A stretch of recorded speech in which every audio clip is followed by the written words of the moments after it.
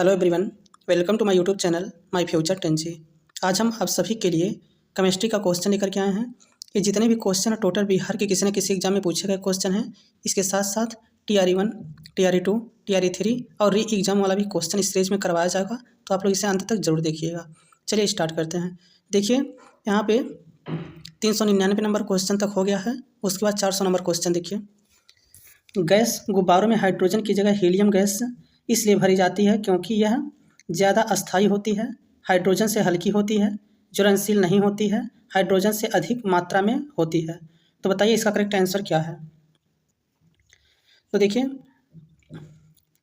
जो गुब्बारा होता है उसमें क्या होता है, उसमें हाइड्रोजन की जगह हीलियम को गैस को भरा जाता है। इसका मेन कारण है क्योंकि इसमें ज्वलनशील नहीं होता है। तो ये ऑप्शन नंबर इसका सी करेक्ट आंसर हो जाएगा। ये हीलियम की अपेक्षा हाइड्रोजन की अपेक्षा हीलियम से कम अभिक्रियाशील होता है, इसे आप लोग जानते रहिएगा। चलिए नेक्स्ट क्वेश्चन देखिए। क्वार्ट्ज का रासायनिक नाम क्या है। बताइए क्वार्ट्ज का रासायनिक नाम क्या है। सोडियम सिलिकेट है, सोडियम ऑक्साइड है, सोडियम क्लोराइड है, सोडियम फास्फेट है। तो बताइए क्वार्ट्ज का रासायनिक नाम क्या होता है। तो देखिए इसका करेक्ट आंसर है option number first, sodium silicate इसका करेक्ट आंसर होगा।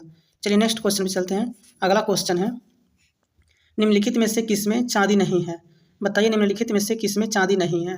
हार्न सिल्वर में, मणिक सिल्वर में, जर्मन सिल्वर में, लूनर कास्टिक में। तो बताइए निम्नलिखित में से किसमें चांदी नहीं है। तो देखिए इसका करेक्ट आंसर होता है German silver, option number third इसका करेक्ट आंसर होगा। नेक्स्ट क्वेश्चन है, परमाणु रिएक्टर में ग्रेफाइट का प्रयोग किस रूप में किया जाता है।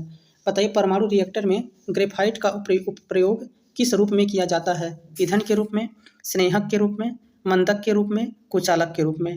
तो बताइए इसका करेक्ट आंसर क्या होगा। तो देखिए परमाणु रिएक्टर में ग्रेफाइट का जो प्रयोग होता है वो मंदक के रूप में किया जाता है। ऑप्शन नंबर थर्ड इसका करेक्ट आंसर है। चलिए नेक्स्ट क्वेश्चन देखिए।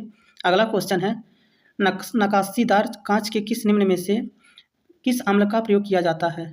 तो बताइए नकाशीदार कांच के लिए निम्नलिखित में से किस अम्ल का प्रयोग किया जाता है। तो देखिए इसका करेक्ट आंसर हो जाएगा हाइड्रोक्लोरिक अम्ल का प्रयोग किया जाता है। HF इसका करेक्ट आंसर होगा। चलिए नेक्स्ट क्वेश्चन देखिए। कैप्रोलैक्टम का प्रयोग किसके निर्माण में किया जाता है। बताइए कैप्रोलैक्टम का प्रयोग जो है किसके निर्माण में किया जाता है। नाइलॉन 6 के, नाइलॉन 6 और 10 के, नाइलॉन 2 और नाइलॉन 6 के, मेलामाइन के। तो बताइए इसका करेक्ट आंसर क्या है। तो देखिए इसका करेक्ट आंसर है ऑप्शन नंबर फर्स्ट, इसका option number first correct answer होगा। चलिए नेक्स्ट क्वेश्चन पे चलते हैं। अगला क्वेश्चन है, एक गैस CaO के साथ तो क्रिया करती है परंतु NaHCO3 के साथ नहीं, यह गैस है। तो बताइए इसमें से कौन सा गैस है। कार्बन डाइऑक्साइड है, क्लोरीन है, नाइट्रोजन है, ऑक्सीजन है। तो बताइए इसका करेक्ट आंसर क्या है। तो देखिए क्लोरीन गैस इसका ऑप्शन नंबर सेकंड इसका करेक्ट होगा। चलिए नेक्स्ट क्वेश्चन देखिए। रेडियो सक्रियता दर्शाने वाला सब हल्का तत्व है। बताइए रेडियो सक्रियता को दर्शाने वाला सबसे हल्का तत्व कौन सा है। हाइड्रोजन है, ड्यूटेरान है, ट्राइटियम है, हीलियम है, उपयुक्त में से कोई नहीं, उपयुक्त में से एक से अधिक। तो बताइए रेडियो सक्रियता दर्शाने वाला सबसे हल्का तत्व कौन सा है। तो देखिए इसका करेक्ट आंसर है ट्राइटियम, ऑप्शन नंबर थर्ड इसका करेक्ट आंसर होगा। नेक्स्ट क्वेश्चन है, भारत में पाया जाने वाला टाइटेनियम युक्त खनिज है। तो बताइए भारत में पाया जाने वाला टाइटेनियम युक्त खनिज कौन सा है। बॉक्साइट है, डोलामाइट है, चाल्को पाइराइट है, इल्मेनाइट है, उपयुक्त में से एक से अधिक, उपयुक्त में से कोई नहीं। तो बताइए इसका करेक्ट आंसर क्या है। तो देखिए इसका करेक्ट आंसर है ऑप्शन नंबर डी इसका करेक्ट आंसर होगा। चलिए नेक्स्ट क्वेश्चन पे चलते हैं। अगला क्वेश्चन है, जिलेटिन का बहुलक उपयोग आइसक्रीम बनाने में क्यों किया जाता है। बताइए जिलेटिन का बहुधा उपयोग आइसक्रीम बनाने में क्यों किया जाता है। कोलाइडी बनाने से रोकने में, कोलाइडों को अस्थायी करने में तथा क्रिस्टल बनाने से रोकने में, मिश्रण को अस्थायी करने में, सुगंधित करने में, उपयुक्त में से कोई नहीं, उपयुक्त में से एक से अधिक। तो बताइए इसका करेक्ट आंसर क्या होगा। तो देखिए इसका करेक्ट आंसर है कोलाइडियों को अस्थायी करने में तथा क्रिस्टल बनाने से रोकने में। ऑप्शन नंबर सेकंड इसका करेक्ट आंसर है। नेक्स्ट क्वेश्चन है, निम्न में से कौन सा एक कोलाइड नहीं है। तो बताइए निम्नलिखित में से कौन सा एक कोलाइड नहीं है। दूध, रक्त, घी, मक्खन। उपयुक्त में से कोई नहीं, उपयुक्त में से एक से अधिक। तो देखिए इसका करेक्ट आंसर है ऑप्शन नंबर थर्ड, घी जो है इसका करेक्ट आंसर होगा। अगला क्वेश्चन है, दो रंगहीन गैसों को मिश्रित करने पर गहरे भूरे रंग की गैस बनती है, ये गैस कौन सी है। बताइए दो रंगहीन गैसों को मिश्रित करने पर गहरे भूरे रंग की गैस बनती है, ये कौन सी गैस है? तो देखिए इसका करेक्ट आंसर होगा ऑप्शन नंबर सेकंड। इसका option number second correct answer होगा। चलिए नेक्स्ट क्वेश्चन पे चलते हैं। अगला क्वेश्चन है, निम्न में से किसका क्वथनांक सबसे अधिक होता है? बताइए निम्नलिखित में से किसका क्वथनांक सबसे अधिक होता है? तो देखिए इसका करेक्ट आंसर होगा ऑप्शन नंबर फर्स्ट। इसका जल का क्वथनांक जो है सबसे अधिक होता है। ऑप्शन नंबर फर्स्ट इसका करेक्ट आंसर है। चलिए नेक्स्ट क्वेश्चन देखिए। अगला क्वेश्चन है, कीटाणुनाशक गैमेक्सिन निम्न में से किस पर आधारित है? बताइए कीटाणुनाशक गैमेक्सिन निम्नलिखित में से किस पर आधारित है? तो बताइए डीडीटी पे है, बेंजीन हेक्साक्लोराइड पे है, हेक्साक्लोरोबेंजीन पे है, क्लोरल पे है। उपयुक्त में से कोई नहीं, उपयुक्त में से एक से अधिक। तो बताइए इसका करेक्ट आंसर क्या होगा? तो देखिए इसका करेक्ट आंसर है option number D. Option number D इसका करेक्ट आंसर होगा। चलिए नेक्स्ट क्वेश्चन पे चलते हैं। अगला क्वेश्चन है, कौन सा यौगिक विंटर ग्रीन तेल कहलाता है? बताइए निम्नलिखित में से कौन सा यौगिक है जो विंटर ग्रीन तेल कहलाता है? फेनियल बेंजोएट है, फेनियल सैलिसिलेट है, फेनियल एसीटेट है, मेथिल सैलिसिलेट है। उपयुक्त में से कोई नहीं, उपयुक्त में से एक से अधिक। तो बताइए निम्नलिखित में से कौन सा यौगिक है जो विंटर ग्रीन तेल कहलाता है? तो देखिए इसका करेक्ट आंसर है option number D, methyl salicylate. Option number D इसका करेक्ट आंसर होगा। नेक्स्ट क्वेश्चन है, यूरिया की पहचान की जा सकती है? बताइए यूरिया की पहचान की जा सकती है बायोयूरेटिक परीक्षण द्वारा, बेनेडिक्ट परीक्षण द्वारा, ल्यूकास परीक्षण द्वारा, मोलिकन परीक्षण द्वारा। उपयुक्त में से कोई नहीं, उपयुक्त में से एक से अधिक। तो बताइए इसका करेक्ट आंसर क्या है? तो देखिए इसका करेक्ट आंसर है ऑप्शन नंबर डी। इसका option number D correct answer होगा। नेक्स्ट क्वेश्चन है, क्वेश्चन नंबर 17 देखिए, 417। CH3COO उदाहरण है एक अम्ल का, एमाइड का, कीटोन का, एमिनो का। तो देखिए ये उदाहरण होता है एमाइड का। Option number second correct answer होगा। बताइए किसका रासायनिक फार्मूला है? तो एसिटामाइड का है। इसे भी आप लोगों को जानते रहना है। नेक्स्ट क्वेश्चन है, कौन सा बहुलक गर्म करने पर मृदु नहीं होता है? बताइए निम्नलिखित में से कौन सा बहुलक है जो गर्म करने पर मृदु नहीं होता है? पॉलीथीन है, पॉलीस्टीरीन है, पीवीसी है, बेकेलाइट है। तो देखिए इसका करेक्ट आंसर है ऑप्शन नंबर डी, बेकेलाइट इसका करेक्ट आंसर होगा। चलिए नेक्स्ट क्वेश्चन पे चलते हैं। अगला क्वेश्चन है, उस यौगिक का चयन करें जिसमें अचक्रीय हाइड्रोजन हो। बताइए उस यौगिक का चयन करिए जिसमें अचक्रीय हाइड्रोजन हो। एसिटिलीन है, मीथेन है, एथिलीन है, बेंजीन है। तो बताइए उस यौगिक का कौन सा वह यौगिक है जिसमें अचक्रीय हाइड्रोजन हो? तो देखिए इसका करेक्ट आंसर है ऑप्शन नंबर सेकंड, मीथेन इसका करेक्ट आंसर होगा। नेक्स्ट क्वेश्चन है, सूखी बर्फ है। बताइए सूखी बर्फ है, ठोस कार्बन डाइऑक्साइड है, जमा हुआ पानी है, मीथेन हाइड्रेट है, द्रवित नाइट्रोजन है। तो बताइए सूखी बर्फ क्या होता है? तो देखिए इसका करेक्ट आंसर है ठोस carbon dioxide. Option number first इसका करेक्ट आंसर होगा। नेक्स्ट क्वेश्चन है, एथिलीन से एथिल क्लोराइड का निर्माण किसका उदाहरण है? बताइए एथिलीन से एथिल क्लोराइड का निर्माण किसका उदाहरण है? योगात्मक का, उन्मूलन का, प्रतिस्थापन का, बहुलीकरण का। तो बताइए इसका करेक्ट आंसर क्या होगा? तो देखिए इसका करेक्ट आंसर है ऑप्शन नंबर फर्स्ट, योगात्मक का। ऑप्शन नंबर फर्स्ट इसका करेक्ट आंसर होगा। चलिए नेक्स्ट क्वेश्चन पे चलते हैं। अगला क्वेश्चन है, निम्नलिखित में से किस धातु की धातु ऑक्साइड बनाने की प्रवृत्ति सबसे ज़्यादा है? बताइए निम्नलिखित में से किस धातु की धातु ऑक्साइड बनाने की प्रवृत्ति सबसे ज़्यादा है? तो देखिए इसका करेक्ट आंसर है option number first. Option number first calcium जो है इसका करेक्ट आंसर है। सबसे पहला होता है पोटेशियम, फिर सोडियम, फिर कैल्शियम, फिर मैग्नीशियम, फिर जिंक, फिर आयरन, इस तरह से होता है। तो इसका option number first correct answer होगा। चलिए नेक्स्ट क्वेश्चन देखिए, प्लास्टर ऑफ पेरिस कठोर होता है। बताइए प्लास्टर ऑफ पेरिस कठोर होता है CaCO3 में परिवर्तित होकर, पानी में मिलकर, गर्म करके, कार्बन डाइऑक्साइड देकर। तो देखिए इसका करेक्ट आंसर है पानी में मिल करके प्लास्टर ऑफ पेरिस जो होता है वो कठोर हो जाता है। ऑप्शन नंबर सेकंड इसका करेक्ट आंसर होगा। नेक्स्ट क्वेश्चन है, हाइड्रोजन परऑक्साइड है। बताइए हाइड्रोजन परऑक्साइड क्या होता है? एक अपचायक है, ऑक्सीकरण एवं अपचायक दोनों है, न तो ऑक्सीकरण और न ही अपचायक है, एक ही ऑक्सीकारक है। तो बताइए हाइड्रोजन परऑक्साइड क्या होता है? तो देखिए इसका करेक्ट आंसर है ऑप्शन नंबर सेकंड, ऑक्सीकारक तथा अपचायक दोनों है। ऑप्शन नंबर सेकंड इसका करेक्ट आंसर होगा। नेक्स्ट क्वेश्चन है, सीएनजी का पूरा नाम है। बताइए सीएनजी का पूरा नाम क्या है? स्वच्छ प्राकृतिक गैस है, कोल प्राकृतिक गैस है, संपीर्ण प्राकृतिक गैस है, स्वच्छ नाइट्रोजन गैस है। तो बताइए सीएनजी का पूरा नाम क्या है। तो देखिए सीएनजी का पूरा नाम जो होता है संपीड़ित प्राकृतिक गैस, इसी को कंप्रेस्ड नेचुरल गैस भी कहते हैं। ऑप्शन नंबर सी इसका करेक्ट आंसर होगा। चलिए नेक्स्ट क्वेश्चन देखिए, सिट्रिक अम्ल मुक्त अम्ल के रूप में होता है। तो बताइए सिट्रिक अम्ल जो है मुक्त अम्ल के रूप में होता है, इमली में होता है, दूध में होता है, सेब में होता है, नींबू में होता है। तो देखिए ऑप्शन नंबर डी नींबू में इसका option number D correct answer होगा। नेक्स्ट क्वेश्चन है, निम्न में से किसका पीएच मान 7 है। बताइए निम्नलिखित में से किसका पीएच मान 7 है। शुद्ध पानी का, उदासीनी विलयन का, क्षारीय विलयन का, अम्लीय विलयन का। तो बताइए निम्नलिखित में से किसका पीएच मान 7 है। तो देखिए इसका करेक्ट आंसर है शुद्ध पानी का, ऑप्शन नंबर फर्स्ट इसका करेक्ट आंसर होगा। नेक्स्ट क्वेश्चन है, कार्बन की संयोजकता क्या होती है। बताइए कार्बन की संयोजकता 12 है, 4 है, 6 है, 2 है। तो बताइए कार्बन की संयोजकता कितनी होती है। तो देखिए कार्बन की संयोजकता जो है 4 होता है, ऑप्शन नंबर सेकंड इसका करेक्ट आंसर होगा। अगला क्वेश्चन है, जल में हाइड्रोजन तथा ऑक्सीजन की परमाणु संख्या का अनुपात है। बताइए जल में हाइड्रोजन तथा ऑक्सीजन की परमाणु संख्या का अनुपात कितना होता है। तो देखिए इसका करेक्ट आंसर है 2:1 होता है, ऑप्शन नंबर सेकंड इसका करेक्ट आंसर होगा।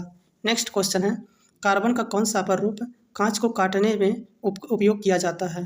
तो बताइए कार्बन का कौन सा अपर रूप है जो कांच को काटने में उपयोग किया जाता है।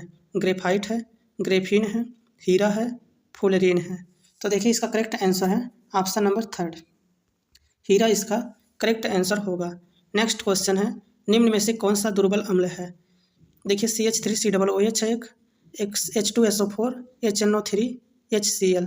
तो देखिए सबसे प्रबल अम्ल कहेगा तो HCl है और सबसे दुर्बल अम्ल कहेगा तो CH3COOH है। ये क्या होता है, एसिटिक अम्ल होता है, सिरका जिसे कहा जाता है। तो सिरका जो होता है सबसे दुर्बल अम्ल होता है और हाइड्रोक्लोरिक अम्ल जो होता है सबसे प्रबल अम्ल होता है। इसे भी आपको जानना है। चलिए नेक्स्ट क्वेश्चन पर चलते हैं। अगला क्वेश्चन है, नाभिकीय संलयन अभिक्रिया घटती है। बताइए नाभिकीय संलयन अभिक्रिया घटती है कम ताप पर, अत्यधिक उच्च ताप पर, कम दाब पर, अत्यधिक ताप तथा कम दाब पर। तो बताइए नाभिकीय संलयन अभिक्रिया कब घटती है। तो देखिए अत्यधिक उच्च ताप पर, ऑप्शन नंबर सेकंड इसका करेक्ट आंसर होगा। नेक्स्ट क्वेश्चन है, कौन सी एक तरल धातु है। बताइए निम्नलिखित में से कौन सी एक तरल धातु है। सोडियम है, चांदी है, पारा है, सोना है। तो इसका करेक्ट आंसर है ऑप्शन नंबर थ्री। पारा जो होता है एक लिक्विड धातु होता है, ऑप्शन नंबर थर्ड इसका करेक्ट आंसर होगा। नेक्स्ट क्वेश्चन है, निम्न में से कौन सा भौतिक एवं रासायनिक दोनों प्रकार के परिवर्तन का उदाहरण है। बताइए निम्नलिखित में से कौन सा भौतिक एवं रासायनिक दोनों प्रकार के परिवर्तन का उदाहरण है। मोमबत्ती का जलना, केले का पकना, जंग लगना, बर्फ का पिघलना। तो देखिए मोमबत्ती का जलना जो है ये भौतिक तथा रासायनिक दोनों प्रकार का उदाहरण है, ऑप्शन नंबर फर्स्ट इसका करेक्ट आंसर होगा। नेक्स्ट क्वेश्चन है, प्लास्टर ऑफ पेरिस कठोर हो जाता है। बताइए प्लास्टर ऑफ पेरिस का कठोर होना किसका कारण है।